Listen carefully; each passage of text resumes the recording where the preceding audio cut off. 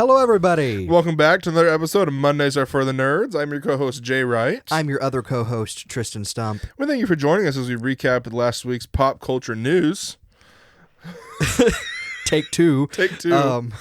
We started, we got literally this far. Because my mic was not plugged in. Just cuts to like the sock being right next to the...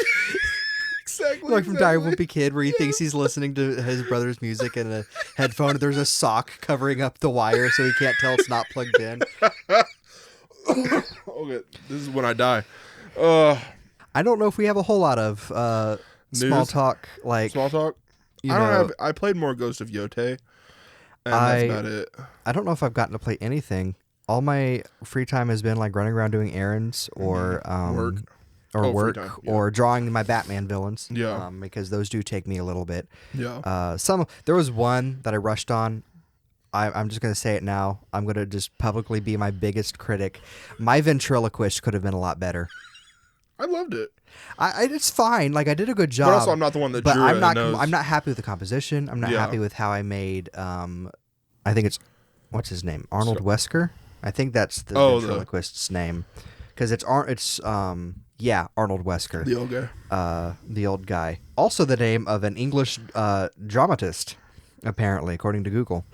Anyway, dude, let's just start a new podcast. We go down a Wikipedia rabbit hole. Start with pop culture, see how far we get. The author of 50 plays, 4 volumes of short stories, and 2 volumes of essays. Much journalism and a book on the subject, a children's book, some poetry, and other assorted writings. His plays have been translated into 20 languages and performed worldwide. Let's see some of his... career. Let's just go into this career first. Okay, so we just have a little bit of... Hold on. Are we still talking about the English guy? Yeah. There's some English lit guy person out there that's like, finally! They're talking about this! They're talking about Arnold Wesker, and it's not the Batman guy! It's true. Okay, let's go down this. Let's see. His inspiration for the 1957 play The Kitchen which was later made into a film starring Carl Moner, Mary Yeomans, Brian Fallon, Tom Bell, and Eric Pullman. Amongst others, came as he was working at the Bell Hotel in Norwich. It was while working here that he met his future wife, Dusty. Wesker's plays have dealt with themes including self-discovery, love, confronting death, and political disillusion. Dusty Wesker? Dusty Wesker. I don't know why. I love the name Dusty. I do too. It reminds me of planes. Dusty Cropopper, dude. Chicken Soup with Barley, 1958, went out to the regions. Rather than opening in the West End, its premiere was seen at the Coventry Theatre, a locale which typified Wesker's political views as angry young man. Okay, this whole time I thought of... me! And the whole time I thought of Arthur as an old guy. Arthur is an old guy, but he started writing in the 50s when he would have been 26. Okay. Is he still alive? No, he passed away in 2016. So this goes into like his early thing. Wesker's play Roots. Is it the show Roots? Is it? No, it is Roots is... the name of the band on Jimmy Fallon. It is the... Is there a gas leak in here? It is the second play in the Wesker trilogy. The first part is Chicken Soup with Barley, and the final play is I'm Talking About Jerusalem. Root focuses on Beatty Bryant as she makes the transition from being an uneducated working-class woman obsessed with Ronnie, her unseen liberal boyfriend, to a woman who can express herself in the struggles of her time. Do you think this had any impact whatsoever on All in the Family? Anyway, so the first part of his career goes into this, and then nuclear disarmament. We've gone from a straight road to a left turn to a sudden U-turn that ends in another right turn. Hey, I told you I'd come up with small talk. Dude. Where I'm suddenly talking about... I started talking... nuclear disarmament. Arnold Wesker is the name of the ventriloquist guy in D.C. Moving on to the rest of this guy's career. Nuclear disarmament. We've now got physicists on our side. Wesker joined the Enthusiasm, the Royal Court Group, the Royal Court Group on the Aldermaston March in 1959. Another of the Royal Court contingent, Lindsay Anderson made a short documentary, March to Aldermaston, about the event. He was an active member of the Committee of 100 and with other prominent members was jailed in 1961 for his part in its campaign against nonviolent resistance to nuclear weapons. After his stay in prison in 1961, Wesker made a full-time commitment to become the leader of an initiative that had arisen from Resolution 42 of the 1960 Trade Union Congress. What? Okay, so yeah, he has like kind of a political career alongside writing all these plays. Let's see. In 2008, Wesker published his first collection of his poetry. In 2005, he published his first novel, Honey, which recounted the experiences of Beatty Bryant, the heroine of his earlier play, Roots. The novel broke from the previously established chronology. Roots was set in the 60s, and Beatty is 22, but in Honey, she had only aged 3 years, yet the action had been... So she was 25, and it was set in the 80s in the book. Okay. But yeah, very interesting road that we just went down. The only reason I kept reading around his career because I saw nuclear disarmament. I might be like, we have to. How does a playwright go from that to that? Wesker married Doreen Bicker in 1958 after meeting at a hotel. Not Dusty? Hold on. We're getting there. After meeting at a hotel in Norwich where Wesker was working as a kitchen porter and Doreen as a chambermaid. He gave her the nickname Dusty because of her gold dust hair. I was about to be like, Wesker, did you have an affair on Dusty? And I was about to be legitimately angry. An Arts Council bursary, a 500-pound... an Arts Council bursary of £500 covered the cost of their marriage. The character Beatty in the Wesker trilogy of plays was inspired by her. The couple had 3 children, Lindsay, Tanya, and Daniel. Lindsay was named after director Lindsay Anderson, who was the person that made the documentary when they did the march that got... Tanya died in 2012, which was their middle child. Wesker had another daughter, Elsa, with Swedish journalist Disa Hastad. No, there was an affair! No! He is the grandfather of Swedish rapper Young Lean. No! Wesker died in 2016 at the Royal Sussex Hospital in Brighton, suffering from Parkinson's. Wait, when did Dusty die? It doesn't say anything about, like, even up there in the box on Wikipedia, it doesn't say anything about that. Guys, we're dedicating our small talk to this. We're dedicating... Wiki Roulette pulled up on Jan Schmid. The skier. Jan Schmid, the skier? Okay. No, I'm just more invested in this now. Okay, hold on. No, I've gone through everything other than, like, if we would go into the nitty-gritty. No, I'm about to straight up Google. Okay. See what happened to Dusty. Dusty Wesker? Okay. How do you spell his last name? Wesker? It's Wesker. Dusty Sir Arnold Wesker, playwright. Wait, I know. Okay, this is so crazy. Okay, so we have Arnold Wesker, who is a playwright, and then there's also the DC character Arnold Wesker, the ventriloquist. Yes. His son, Arnold Wesker, the playwright. His son, Daniel Wesker. And then there's the DC character Daniel Wesker, who is Mr. Fear, a villain in Gotham, the show Gotham. So he's like a original character for the show? Apparently. Wait, no, hold on, never mind. That's a fan fiction. Okay, it doesn't help that when I pull up this article, the title is Arnold Wesker. I've never understood my reputation for grumpiness. In 1994. I have the article from The Independent, How We Met Arnold and Dusty Wesker, but... I'm on the Guardian article. You know what? We're not going to talk about pop culture anymore. This is our turn to our investigative side. When did him and Dusty meet? In 1958. Okay, so Elsa Hastad, his daughter with the other journalist, she has a Wikipedia that is written in Swedish, so I can't read it. Wait, when was she born? Google Translate. She was born in 1970, okay, so 12 years into their marriage. Because they met in they didn't meet in 1958. They met in, hold on, going back to 1956. 1956, so 14 years into their marriage. We're 11 minutes into this. We need to... Where do we need... Okay, listen. Okay, look. We'll come back with an update. Yeah. We're going down a rabbit hole, whether or not Arnold Wesker, famed and now deceased, so we probably shouldn't be besmirching his name with such scandals that may or may not have happened. This is all alleged. Anyway, so Should I just move on? Yeah, let's just move on. You had a TikTok to show me. It's not as good as what we just went down. Do you know the TikTok channel Matt Taylor? I think so. Do you know who it is? He has 5 videos up. I found this last week, and I forgot to show it to you. Okay. But it's called This Is Matt Taylor. He's a teacher. He says, life's messy, art is beautiful. Let's turn this mess into a masterpiece. His Instagram is This Is Matt Taylor. He is only following one person, that is Ed Sheeran. Okay. You want to know who Matt Taylor is? Who's Matt Taylor? Make sure my sound is off. It's Kevin James. Kevin James. There's 5 videos. It's just Matt Taylor. Are we sure this isn't somebody reposting his the boom mic guy? Yeah. No, he says I'm Matt. I'm Mr. Taylor. We're talking about art stuff. Oh, that is amazing. See, the thing says, "Welcome to Mr. Taylor's art room." I was about to say, what is the name of his character in Playdate? But oh, dude, hold on. That's a good question. That is a good question. If this is all elaborate, Brian. His name is Brian. Brian, not Matt. No. Well, shoot. That's all I have for small talk. It's not Okay. nearly as good as.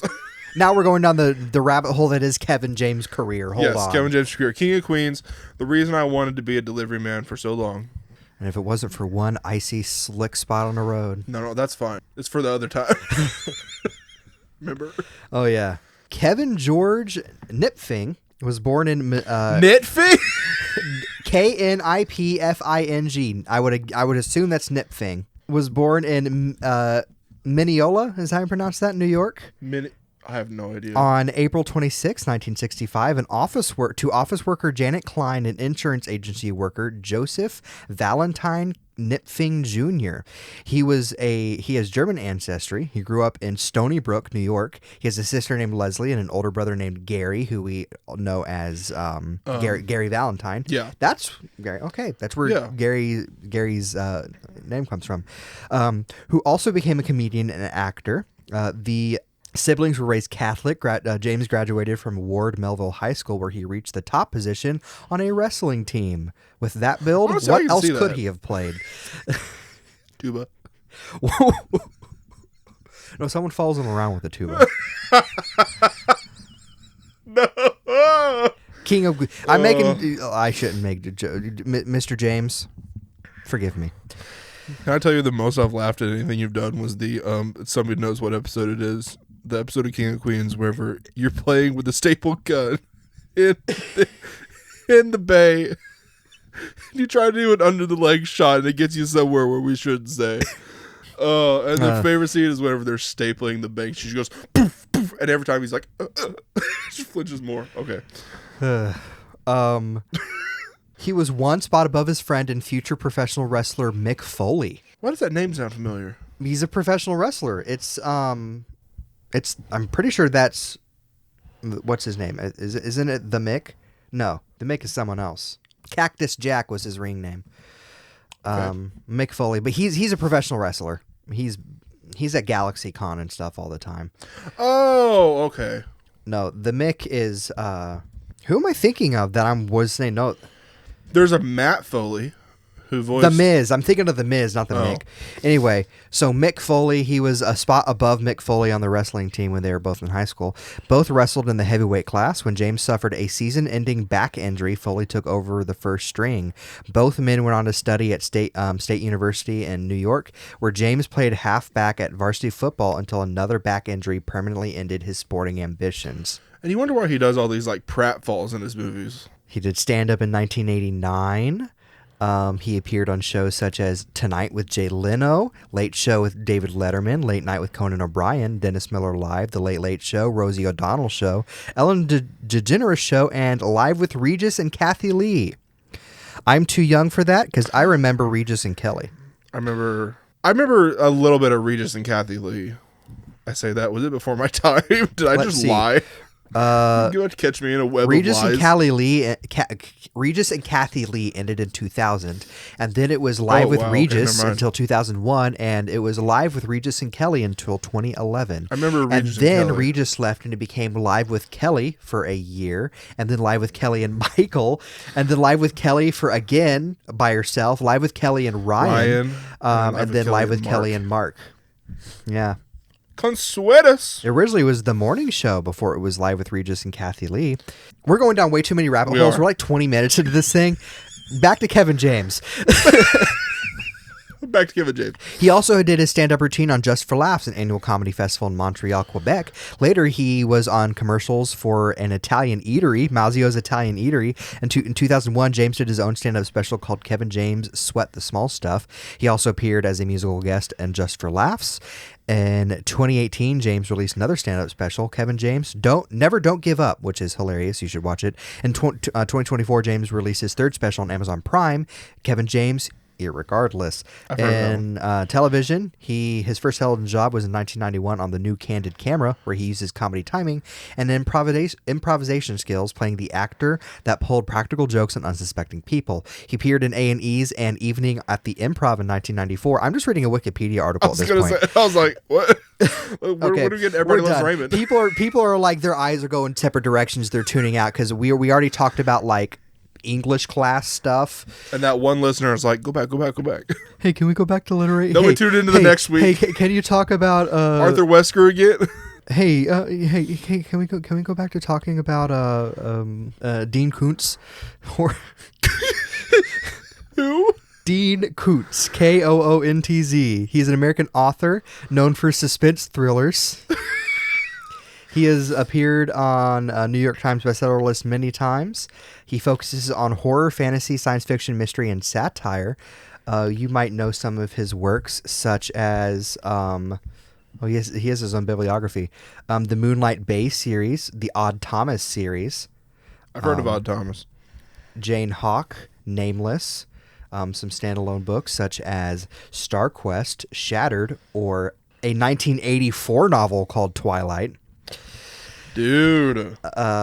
Anyway, I just Googled give me a literary icon and he popped up. So now we should probably get into your releases now that we're this far in. Yes. Remember, next time we'll talk about Jan Schmid. Scared. Okay. Let's get down to business. Wednesday, in my releases for this week in movies, Wednesday, October 22nd, in theaters, Hedda got a limited release. The daughter of a general navigates a house she does not want, a marriage she feels trapped in, and an ex-lover who reappears in her life. On the streaming side, The Hand That Rocks the Cradle remake came to Hulu, a suspenseful and seductive psychological thriller that reimagines the film and unravels the illusion of domestic bliss with chilling precision. In the psychological thriller from director Michelle Garza Cervera, an upscale suburban mom, Mary Elizabeth Winstead, brings a new nanny, played by Micah Monroe, into her home, only to discover she is not the person she claims to be. On Friday, October 24th in theaters, Springsteen, Deliver Me From Nowhere are released. On the cusp of global superstardom, New Jersey rocker Bruce Springsteen struggles to reconcile the pressures of success with the ghosts of his past as he records the album Nebraska in the early 1980s. My mom and I did go see that last night, and it's really good.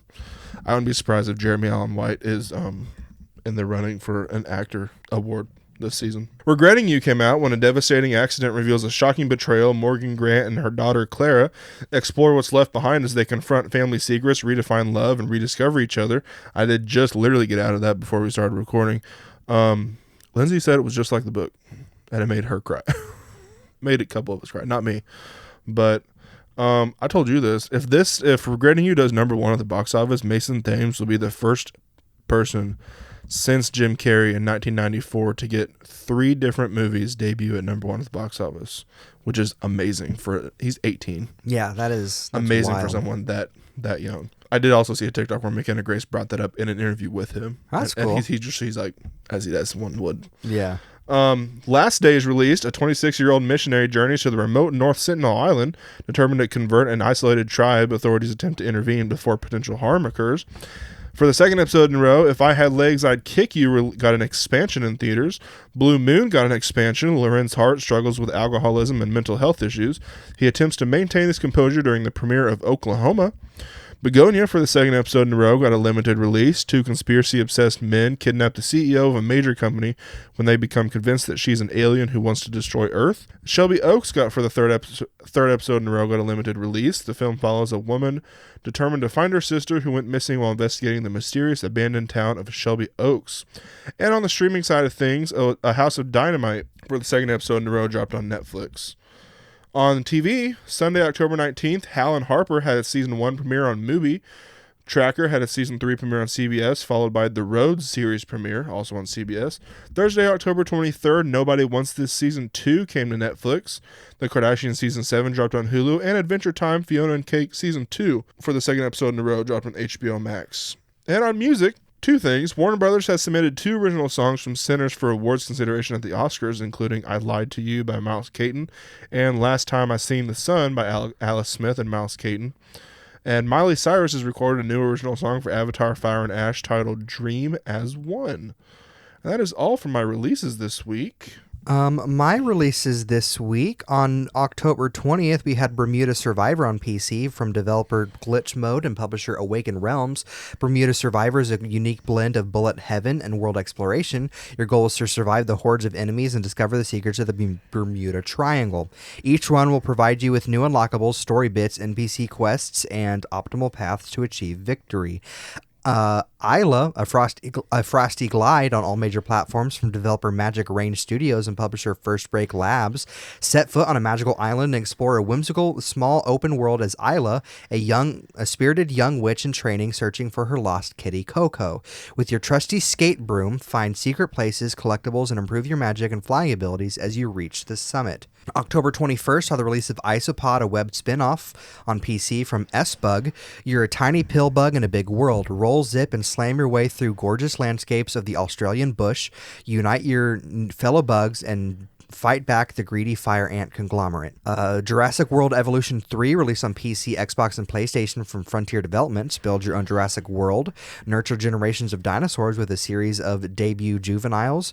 Create and manage sprawling prehistoric parks around the globe. And let your imagination roar with the powerful new creative options. Ninja Gaiden... Yep, you're going to say something? Obviously, I have heard good things about it. Okay. I've heard good things about the whole trilogy. Absolutely, yeah. I mean, there's a reason it's a trilogy, so... Which one had Jeff Goldblum as the narrator? Was that the first one?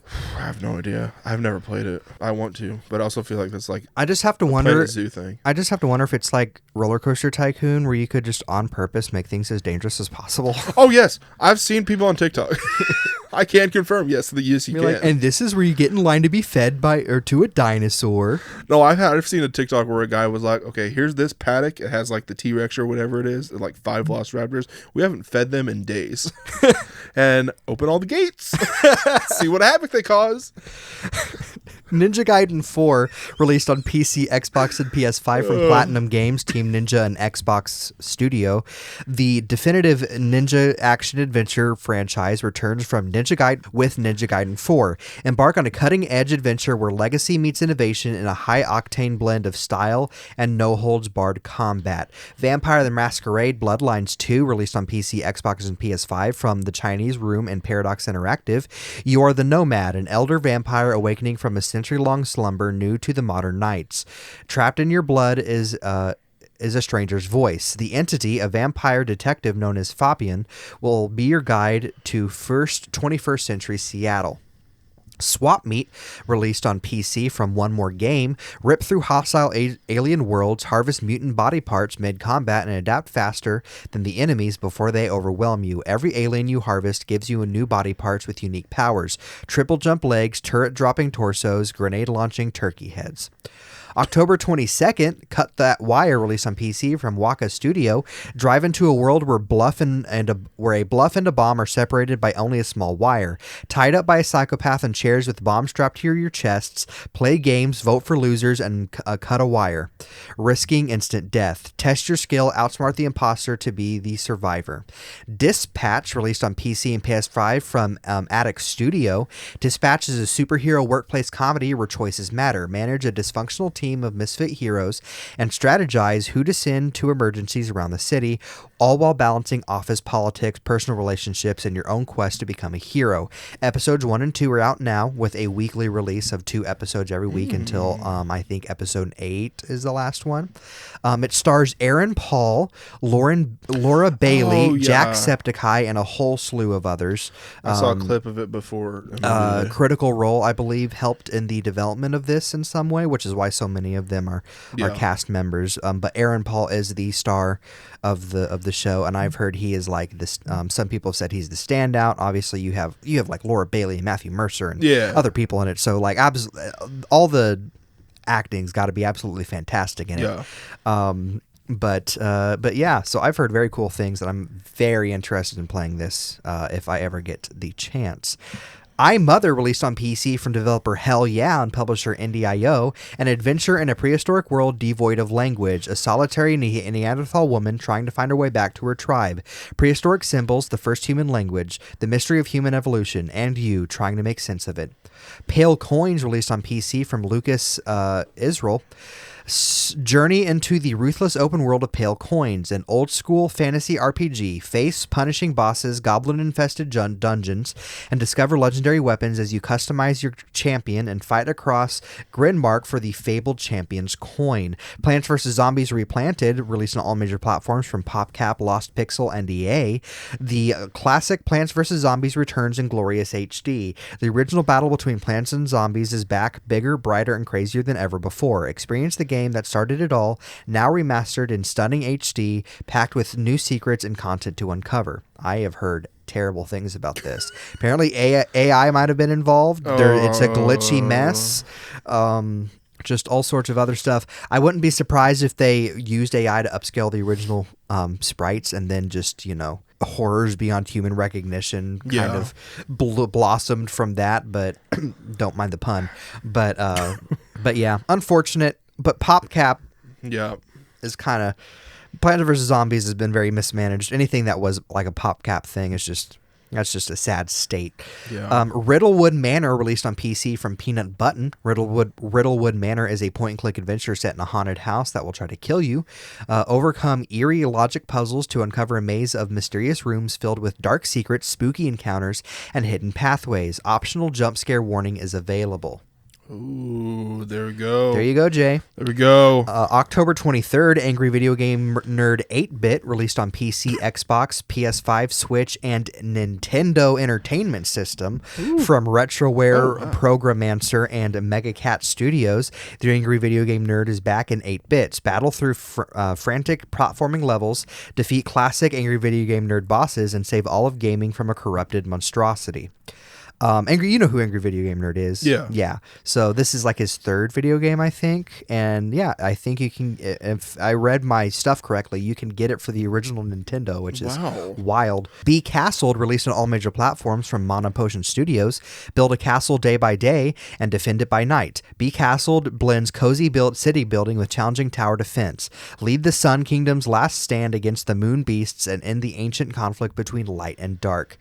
Bounty Star, released on Xbox, PlayStation, and PC from Dino God and Annapurna Interactive. Bounty Star is an over-the-shoulder 3D action game that marries mech combat and customization with farming and base building. The player takes on the role of a broken but powerful ex-soldier named Clem, a war veteran, talented fighter, and expert mech pilot. Double Dragon Revive, released on PC, PlayStation, and Xbox from UK and publisher Arc System Works. The Double Dragon series has defined the belt-scroll action genre ever since it hit the arcades in 1987. Now it returns as Double Dragon Revive thanks to the passionate support of a retro game fans over the years. Arc System Works fighting game development expertise brings you a modern belt-scroll action experience with exhilarating gameplay. Dreamed Away, released on Xbox, PlayStation, and PC from developer Nicholas Pettin and publisher Pineapple Works. Dreamed Away is an emotional action-adventure RPG with psychological horror elements. Play as Theo, a boy lost in a dark, mysterious world. Explore a unique reality, duel against darkness, and a unique, fast-paced combat system, and mind your choices. Exploding Judo Federation, released on PC from Andrea Demetrio and publisher Dare Mondhas. It's judo on a minefield. Tech the grab or die in this fast-paced 3D fighter where every single throw is lethal. So I guess you just... Yeah. Fighting. I realize we don't have a camera, so that wouldn't have been funny to people listening to this. Fading Serenade, released on PC from Bernie Wick. Hike, jump, and climb to traverse the treacherous terrain of the island to help villagers deliver parcels and complete their tasks and requests. Experience a story of vanishing traditions, a missing scientist, and an unfolding mystery. Serenading a quieter life, the island calls. Farthest Frontier, released on PC from Crate Entertainment. Protect and guide your people as you forge a town from untamed wilderness at the edge of the unknown world. Harvest raw materials, hunt, fish, and farm to survive. Produce crafted items to trade, consume, equip, and fight as you battle for your survival against the elements of outside threats. Painted in Blood, released on PC from Madcraft and Perp Games. Trapped in the haunting realm of an artist's twisted nightmare, engaged in intense combat with grotesque enemies and monsters, experience unpredictable horror elements that unfold dynamically, seamlessly blends classic retro first-person shooter elements with modern elements. I don't know why, but when I hear like artist twisted nightmare, I just think of those memes where people were like, I just drew my dark twisted view of reality, and it's like a cute little guy with like devil horns or something. Persona 3 Reload made its way to Switch 2. Power Wash Simulator 2 released on all major platforms from Future Lab. Power Wash Simulator is back, bubbling with fresh locations, soap eerier equipment, and splashy features. Effortlessly transform soiled surroundings into clean, serene scenes. Solo or with pals, satisfaction is a spray away. Say clean, serene scenes 5 times fast. I'm not gonna lie, I was like, what? Jackbox Party Pack 11 released on all major platforms from Jackbox Games. The pack is back. What? The pack is back. That's the name. That was the lyrics in that really bad Pac-Man show. The pack is back. The Jackbox Party Pack 11 transports your game night with 5 new games. Destroy wholesome jokes and dominate. Record your voice in hearsay. Create kookiness in Cookie House. Sleuth through social clues and suspectives, and collaborate with your crew in Legends of Trivia. The Lonesome Guild releases on PC, Xbox, and PlayStation from Tiny Bowl Studios and Don't Nod. In a world consumed by loneliness, only friendship can save the day. Lead a quirky cast in this colorful single-player ARPG full of art, battles, and bonds that change everything. Tormented Souls 2, released on PC, Xbox, and PlayStation from developer Dual Effect and publisher P-Cube. Caroline Walker returns in the sequel to the award-winning survival horror classic. Explore the decaying remains of the secluded Villa Hess as improvised weapons to confront terrifying creatures and bend the fabric of reality to save your sister from a twisted cult. October 24th saw the release of Chicken Run Extraction on all major platforms from Aardman Animation and publisher Outright Games. Stealth, silliness, and a whole lot of chaos. Scurry and scramble your way to freedom in this co-op adventure set in the Chicken Run universe. Dora Rainforest Rescue, released on all major platforms from Artax Games and Outright Games. Are you ready for an interactive adventure with Dora and her amigos? Stop Swiper, fix the duplicator, and restore the Alebrije tree. Vamonos, let's go. What? Is it just the way I went, Vamonos? Yeah, Vamonos, let's go. I think it's that's Alebrije. That's how you pronounce that. No Time for Pants, released on PC from Pixel Push Inc. Compact tactical roguelike extraction with pixelized graphics and dark humorous tone. Evolve with every death to fight through the horrors that await you to survive. This is No Time for Pants. Hot Wheels Let's Race Ultimate Speed, released on all major platforms from Bamtang Games and Game Mill Entertainment. Get ready to race, drift, and build in Hot Wheels Let's Race Ultimate Speed. Race through wild tracks, face epic bosses, and unlock iconic cars from the hit Netflix series. Build a track in track builder mode. Play solo or in local 4-player split screen. I did not know there was a hit Netflix series. It's like animated, I think. Oh, okay. One of those.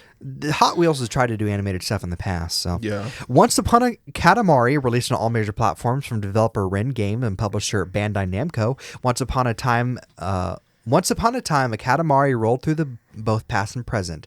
In this story across time, the adage endures: "Let the good times roll. Now onward through new worlds to roll up thy heart's desires and restore the stars." Sounds beautiful. Katamari is that game where you're the dude with like the long like green head, yeah, and you're rolling on the giant ball and you're just picking up everything in the. I feel like I love that. Like a dung beetle. You're just gathering up balls of like cats and people and buildings and stuff. And I would love it's that. a very fun game, and this is like the first new game in a long time. Mm-hmm. It's also my last release for this week. Nice. I do have a little bit of my first batch of miscellaneous news. We got a new poster for Guillermo del Toro's Frankenstein, second episode in a row.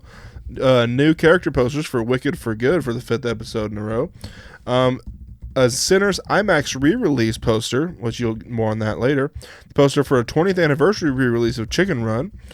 Crime 101, character posters for Fallout Season 2, and a new poster for It Welcome to Derry for the 3rd episode in a row. And trailers, honestly not a lot. Pluribus, releasing November 7th on Apple TV. A new trailer for Predator Badlands for the 2nd episode in a row, releasing November 7th in theaters. Being Eddie, the Eddie Murphy documentary, releasing November 12th on Netflix. A new teaser for Wicked for Good was debuted during Dancing with the Stars, because it was Wicked Night, releasing November 21st in theaters. Did you watch any of that, by the way? Wicked Night? I did not get to, no. Dude, Robert Irwin was dancing through life. So good. Ella McKay, new trailer releasing December 12th in theaters. Memory of a Killer, releasing January on Fox, which is he's a hitman or assassin who is struggling to do his jobs and live with early onset Alzheimer's, played by Patrick Dempsey. Hijack Season 2, releasing January 14th on Apple TV. Crime 101, releasing February 13th in theaters. And Reminders of Him, releasing March 13th in theaters. And release dates, as we previously mentioned, Sinners will be re-releasing for Halloween in select IMAX theaters from October 30th to November 5th. Shrinking Season 3 premieres on January 28th on Apple TV. Stranger Things Season 5 for the 3rd episode in a row. The series finale will actually be released in theaters on New Year's Eve, same day as Netflix release, because it is 2 hours long. Mortal Kombat 2 has been moved up 1 week to May 8th. Materialist will release on HBO Max on November 7th, and Normal release on April 17th in theaters. Just 3 new casting news. Do you remember last week? You know this already. Whenever John M. Chu was like, oh yeah, we got someone to voice the Cowardly Lion, but we're not going to reveal who it is until he steps out on the red carpet, or probably green carpet. And then 2 days later, they're like, it was literally Monday. We can't wait. We can't wait. It's Coleman Domingo. And then I saw the character poster, and I'm like, I guarantee you that they were like, we want to release all these character posters that have the actors' names up top, but we don't want to leave the Cowardly Lion just like the Cowardly Lion. And he's like, I can see John M. Chu being like, fine. Coleman Domingo. Fine. Which, hey, I saw someone say Coleman Domingo as the Cowardly Lion. The Cowardly Lion, of course, is like scared of everything. Coleman Domingo is like not scared of anything and will say whatever he wants to say. I love it. I love it so much. Stranger Things Season 5 for the 3rd episode in a row. The Duffer Brothers confirmed that Joseph Quinn will not appear. And Miami Vice, the Joseph Kosinski's movie, for the 3rd episode in a row. Michael B. Jordan is officially in talks to star as Ricardo Tubbs. However, unfortunately, the Sonny Crockett casting has now been in talks with Austin Butler. So Austin Butler and Michael B. Jordan, not Glenn Powell, unfortunately. But it's just in talks. That is all for my first batch of miscellaneous. My gaming news, give me just one moment. So my gaming news this week, somehow we missed this. Xbox launched its $999.99 handheld gaming console, the ROG Xbox Ally X, on October 16th alongside the ROG Xbox Ally for $599.99. I didn't know that existed. Yeah, it was a thing that was kind of... It's like, when it was announced, it was something I brought up, I thought. Mm-hmm. And it was like, oh, Xbox is making a handheld, sort of. It's like they're partnering with someone to make so it's not like a handheld Xbox. It's like it's a whole thing. And then it released, and I saw IGN talk about it, and because it's so expensive, no one can afford it, so no one is talking about it. $1,000. Yeah. Luigi's Mansion will be added to the GameCube NSO app on October 30th, just in time for Halloween. I try to play it every Halloween, even if I don't get to beat it. Dude, Luigi's Mansion 3 was the first game I played when I got my Switch, and I got to the last level. I'm like, I can't do this by myself. And dude, we need to do a Let's Play of you playing Luigi's Mansion. I know, because we discovered this is I'm how a secret master. Jay's like. Was that before I got the PS4? Yeah, the slippery slope to Jay becoming a gamer involved us live streaming that you can no longer find of Jay playing Luigi's Mansion and like being really good at it for the first time. Which I'm like, hey Jay, there's a kind of the first time on the GameCube. It's like it's GameCube, so there's a little jank, and you know it's the controls are a little weird compared to like any other modern Luigi's Mansion. And then he just and you guys were like, what? And I remember reacting so hard I almost pulled it off because I like was like, and I like reared back on it. Yeah. And you're like, I'm like, My GameCube. sorry. Anyway. Mouse PI has been delayed to March 19th, 2026. A second Kirby Air Riders Direct was held October 23rd, highlighting a single-player campaign, returning in new racetracks, customizable vehicles, more amiibo, additional characters, online modes, and the return of Top Ride mode, amongst plenty of other things. It was an hour long. A global test ride or demo for the Nintendo Online members for the game will be held November 8th through 9th and 15th through 16th at specific times I forgot to write down, so I apologize. Marvel Cosmic Invasion has finally set its release date of December 1st, really cutting it close. They've been saying 2025 all year. I saw that and I was like... A free update for Pikmin 4, including easier and harder difficulties, photo mode, and decor Pikmin will arrive in November. Ice Pikmin will be added to Pikmin Bloom November 1st. Assassin's Creed Shadows will arrive to Switch 2 December 2nd. Fallout 4 Anniversary Edition was announced, comes with the base game and all 6 expansions. It releases November 10th on most other platforms and will release on Switch 2 in 2026. A Marvel Zombies mode was added to Marvel Rivals on October 23rd. It is the first player versus environment, so like single player mode of the game. Goat Simulator 3 is receiving an apocalypse themed DLC update on November 19th titled Badlands Furry Road. Sonic Rumble releases on PC and mobile November 5th. Project Tal was announced, an open world RPG inspired by Korean mythology, slated for 2027 from Mad Engine. A new desert biome, Burning Springs, will arrive to Fallout 76 December 2nd. Terrifier, the arcade game, releases October 21st on all major platforms. Amanda the Adventurer 3 releases November 6th on PC. Fixed camera survival horror game God Help Us All was announced. It has a Western setting coming to PC. Folklore Hunter enters version 1.0 January 30th, 2026. System Shock is being ported to Switch 1 and 2. Horror defense game Rune Omicron was announced. A playtest begins October 30th. So I don't want to call it tower defense, but like you draw runes to prepare for people coming to your front door, and then those runes like will attack like tower defense style, but it's not really tower defense. It's hard to describe. Dumb Ways to Party, a multiplayer game based on Dumb Ways to Die, was announced, coming to all major platforms. The game will be available through Fortnite as well. Imagine if Dumb Ways to Die was a thing now. It'd be like not smart ways to unalive. TikTok lingo. Cthulhu: The Cosmic Abyss releases April 16th on 2026 on PC. Egging On, a game about being an egg and escaping the hen house, will release on Xbox, PC, and PlayStation at a future date. Dude. Escape a mysterious corporate experiment in the open world survival game Unhinged, coming in early access in 2027. Studio Ellipses has announced Night Home, a new player versus environment horror game coming to PC, PS5, and Xbox. Dench Attack, the game where you do skateboard tricks on a train. That was at the Game Awards that we want, or not the Game Awards, the Summer Game Fest. It has received a release window of spring 2026 on PC, Xbox, and PS5. First-person comedy narrative sandbox game, The Bureau of Fantastical and Arcane Affairs. I think it was announced. I didn't write down why it's there. You can decide to fix a fantasy world or not. It's up to you. Ooh. Souls-like collectathon Mouseword, in which players take up the role of a royal mouse guardsman to restore the kingdom, has been announced for PC. Weatherfell's upcoming 2D platformer Windswept, which follows a duck and turtle named Marbles and Checkers, has received a release date of November 11th on all major platforms. Half Brick Studios has announced the upcoming adventure game Bluey's Quest for the Gold Pin. Solve puzzles and explore other lands, coming soon to all major platforms. Elden Ring Tarnished Edition has been delayed to 2026. This is the Switch 2 version of the game. And Halo Campaign Evolved was announced for PS5, Xbox, and PC. A remake of the original Halo Combat Evolved. It has a slew of changes and new content, including the addition of skulls and 3 prequel missions. And that is my announcements for this week. All right. And my miscellaneous and new looks, got new looks at Wake Up Dead Man and Knives Out Mystery. Begonia, Fallout Season 2, Guillermo del Toro's Frankenstein for the second episode in a row, which we got our first official look at Jacob Elordi as Frankenstein's monster, like without all the garb around it. Did you see it? Jake Mallory's Frankenstein's monster. Yeah. I can see why people are. I don't hate it. Yeah. I see why kids are like, I love him. You know what I mean? Mm-hmm. Yep. Shelby Oaks, got a new clip from that, new clip from Hedda, and a new look at Leica's next film, Wildwood, which teased a trailer or something releasing on October 26th, which is tomorrow for us, the day before this releases.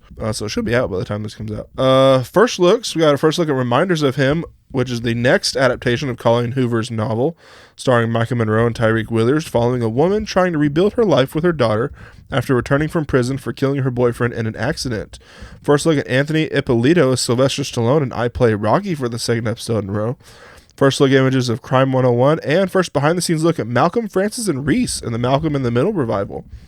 In box office, The Black Phone 2 for the second episode in a row opens with $26.5 million domestically, which is higher than the first film.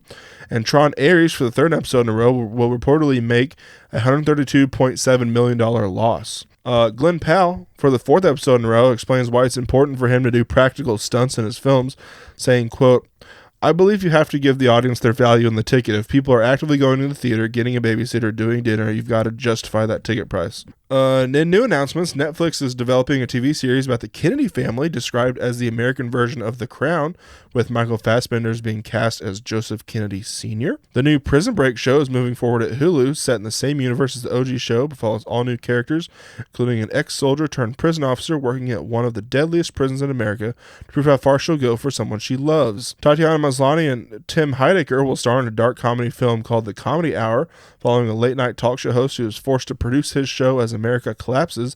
When a robot is assigned as his co-host, America begins to love the robot more than him. Netflix has announced that they will begin developing films and TV shows based on the board game Catan. Kelvin Harrison Jr., Danny Ramirez, Anthony Starr, Dane DeHaan, Catherine Newton, Lucas Gage, Chase Suey Wonders, Lucy Fry, Yolanda Ross, Priya Ferguson, Michael Angelo Covino, and Jeffrey Wright will all star in Samo Lives.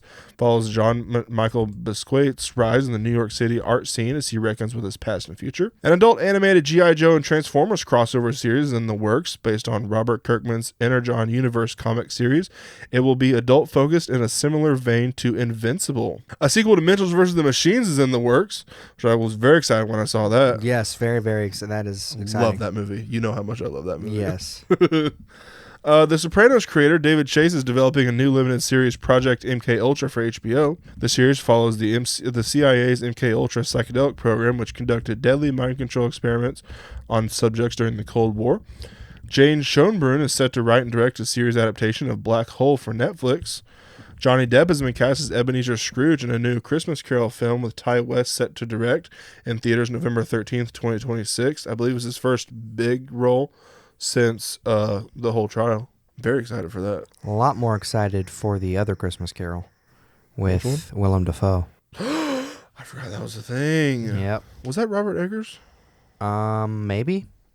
I feel like I remember saying that on here. Karen Kusama reveals a script for Jennifer's Body 2 is now in the works. A Victorious spin-off series focused on Daniela Monet as Trina Vega is moving forward at Netflix. Series follows Trina Vega as the newest teacher at Hollywood's most elite performing arts school. And a movie adaptation and an adult animated series based on Something is Killing the Children are in the works at Blumhouse.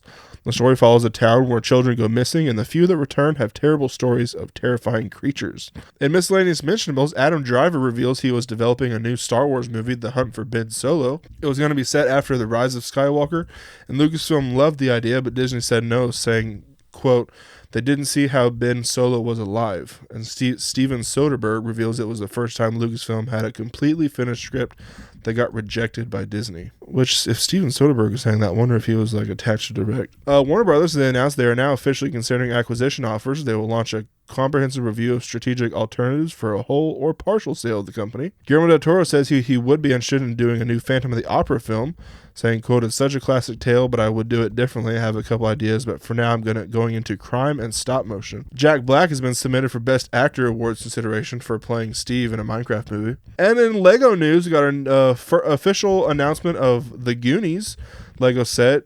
2,912 pieces, including 12 minifigures, including all of the children, all three Fratellis, One-Eyed Willy and Sloth, retailing for $329.99 and releasing November 4th. And that is all of my news. My anniversaries this week, the 15th anniversary, or October 19th was the 15th anniversary of Fallout New Vegas on PS3, Xbox 360, and PC. The 20th anniversary of Crash Tag Team Racing on GameCube, PS2, and Xbox. The 10th anniversary of Tales of Zestiria.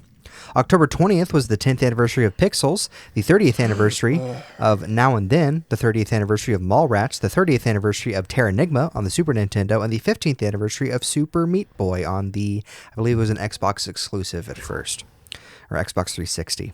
October 21st was the 15th anniversary of Command & Conquer Red Alert 2 on PC. October 22nd was the 15th anniversary, or did I say October 21st was the 25th anniversary of Command & Conquer? Right? I forget. Red Alert 2 on PC. I might have said 15th. I don't know. I'm kind of reading in a blur. October 22nd was the 15th anniversary of Paranormal Activity 2, the 5th anniversary of The Witches remake, and the 10th anniversary of The Legend of Zelda Triforce Heroes on 3DS. October 23rd was the 5th anniversary of Borat 2, the 5th anniversary of Over the Moon, the 10th anniversary of Jim and the Holograms, it's a really bad movie. Based on an already kind of like okay 80s cartoon franchise. Yeah. There was also the 5th anniversary of Queen's Gambit and the 10th anniversary of RPG Maker MV, which, Jay, you might recognize as the tool I was using to make Gastastrophe, a now abandoned project from high school of me, Jay, and Trenton Hayden that I was making an RPG about us saving the world from Jay's farts. Various different incarnations of my farts, yep. Was it 4 or was it 6 different kinds? It was I think it started out as 5 and it turned into 4 for like a more and then there's like other side quests and stuff. Anyway, It was a whole thing. It never got finished. It probably never will be, but we still need to make something out of Gastastrophe. We do. October 24th was the 25th anniversary of Mega Man Legends 2 on PS1, and October 25th was the 25th anniversary of The Legend of Zelda Majora's Mask on the Nintendo 64. And that is my anniversaries for this week. I do have the return of This Week in Pop Culture History for the first time in how long? Sunday, October 19th in 1999, the Lion King stage musical opened at the East End and would go on to become, I think, the longest running, second longest running musical. And John Lithgow turned 80 on Sunday, October 19th. On Monday, October 20th, CBS began using the eyeball logo in 1951. On Tuesday, October 21st, in 2015, Marty McFly and Doc Brown traveled forward in time from the year 1985. And birthdays that day were Kim Kardashian turning 45. Wednesday, October 22nd, in 1883, the Metropolitan Opera House in New York City opened with a performance of Gounod's Faust, with Jesse Tyler Ferguson also turned 50 on that day. On Thursday, October 23rd, in 1958, the Smurfs, a fictional race of blue dwarves by Peyo, was serialized in the French weekly Spirou magazine. Friday, October 24th, in 1897, The Yellow Kid, the first true comic strip complete with speech bubbles and panels, appeared in the New York Journal, and B.D. Wong turned 65 that day. And on Saturday, October 25th, in 1964, the Rolling Stones appeared on The Ed Sullivan Show, and Adam Goldberg turned 55 and Sierra turned 40. In anime news, Hero Fan Club will premiere in 2026. There Was a Cute Girl in the Heroes Party, So I Tried Confessing to Her will premiere January 6th. Ghost Concert Missing Songs was announced to premiere in 2026. It acts as a successor to Symphogear. Tune In to the Midnight Heart premieres January 6th. The Apothecary Diary Season 3 premieres in April 2027. Magical Sisters Loluto Lily premieres April 2026. The Strongest Job is apparently not a hero or sage, but an appraiser, in parentheses, provisional, was announced to premiere in April 2026. Hibiki is a high school student who is suddenly transferred to another world, wanders alone in a vast grassland of a fantasy world where monsters inhabit. All he has are non-combat skills such as appraisal. From a hopeless situation, he is saved by encounters and his all-powerful abilities blossom. And another world adventure tale of a miraculous reversal cheats burst forth. For a hot second, I thought that was another title for another one. I'm like, oh my goodness. I know they get long, but my goodness. The Demon King's Daughter is Too Kind premieres in January 2026. Easygoing Territory Defense by the Optimistic Lord will premiere in January 2026. And The Casebook of Arn premieres January 6th. That's my anime news. I have, if you look at my computer, 3 things of comics news. On DC side of things, in Constantine 2, James Gunn says he has discussed it with Keanu Reeves, but hasn't read a script yet. In The Brave and the Bold, Andy Muschietti teases that updates will be coming in a couple months. And on Marvel, on Fantastic Four, The First Steps releases on Disney Plus on November 5th. And that is all my comics news this week. And celebrity deaths, Dave Ball was 66, one half of trailblazing synth-pop duo Soft Cell and Tainted Love hitmaker. Ronnie was 84, Indian actor and comedian. Isabel Tate was 23, 911 Nashville actress. Paul Huddle was 90, Danish actor known for Ballad of Carl Henning. Mauro De Francesco was 74, an Italian actor. And June Lockhart was 100, Lassie and Lost in Space actress. My sources this week were Deadline, Movie Insider, Empire, People, Variety, AP News, Puck, The Guardian, PopCulture.net, Writer of Pop, Entertainment Weekly, and of course, Discussing Film. Want to thank my sources this week, IGN, Discussing Film, Game Trailers, Polygon, Crunchyroll, and the official sites and socials of the studios mentioned today. And I am once again having Jay take another quiz. Yes. And next week, we got a tier list coming up. Tier lists will return. And Jay, hold on, I'm getting another one pulled up. I'm going to have you choose between the two if I can find another one. If not, we're just going to do the one I originally picked. But another idea hit me right when we were ending the episode, and I was like, you know what, that might work, but I gotta. You know what I feel like would be very easy, but also might be kind of hard and be like a gotcha for me? What? If you list off movies that have starred either Chris Pratt or Glenn Powell, but it's like their most obscure ones, and have to tell you which one they starred, who it had in it. That would be an interesting one. And yeah, it'd prove how much of a fake fan I am. I have either naming books by the antagonist, okay, or name the TV show by the title of the Halloween episode. Ooh. And this goes back to the years range from 2011 back to 1966. For both of them? For the shows. The shows? What about the book? For the books, it ranges anywhere between... English Lit's tuned back in! Or, if we have time, we could do both. Let's start with the books, and if we have time, we can do both, because I do want to get into both. Do you want me to have the answers in front of me, or do you want me to type as you're saying them? Because I can do either one. To have the answers in front of you. Okay. And so I'm naming the book. You're naming the book. I'm going to give you the villain. I'm naming the book. Okay. Long John Silver. Treasure Island. The Wicked Witch of the West. Wizard of Oz. O'Brien. And if you want to say skip, we can skip. Skip. Curly. I almost said the Three Stooges. Skip. Captain Hook. Wait. Peter Pan. Simon Legree. Skip. Nurse Ratched. That's One Flew Over the Cuckoo's Nest. Galbatorix. Can we go back to Curly? Yeah. The color purple? Nope. Oh. Okay. What was the next one? Galbatorix. I have no idea. Skip. Madame Defarge. Madame Defarge? I have no idea. These are all books? Mm-hmm. Okay. Professor Moriarty. That's Sherlock Holmes. Cardinal Richelieu. What? Cardinal Richelieu. No, that what is I'm like probably what? pronouncing that. I'm probably pronouncing that wrong. I have no idea. Skip. Randall Flagg. That's sounding so familiar, but all I can think of is Monster Inc. I know it's not that. Lord Voldemort. That's Harry Potter, obviously. Queen of Hearts. Alice in Wonderland. Asif. Alice's Adventures in Wonderland. Yeah, okay, there you go. Asif. Asif? I have no idea. Skip. The White Witch. Narnia. Jason Compson. Jason Compson? Is there a John Grisham novel on here? Like Jack Ryan or something? Maybe. Is it Jack Ryan? I will check something afterwards. Okay. Smaug. The Hobbit. Jack Meridew. Oh, that sounds familiar. Skip. And Miss Trunchbull. Matilda. That's a book? So if I counted right, oh, is that a Roald Dahl you book? got 12 out of 20. Curly sounds familiar. So Curly's from Of Mice and Men. Oh, yes. O'Brien is 1984. I haven't seen. Simon Legree is Uncle Tom's Cabin. Galbatrox is The Inheritance Cycle. Madame Defarge is Tale of Two Cities. Cardinal Richelieu is The Three Musketeers. Okay, I was going to say Hunchback, but... Randall Flagg is The Stand. Asif is The Kite Runner. Jason Compson is The Sound of Fury, which I'm going to see if that's a Jack Reacher novel. And then Jack Meridew is Lord of the Flies. Lord of the Flies. That's the kid one, right? Mm-hmm. How did I not get that? Okay, do the TV show.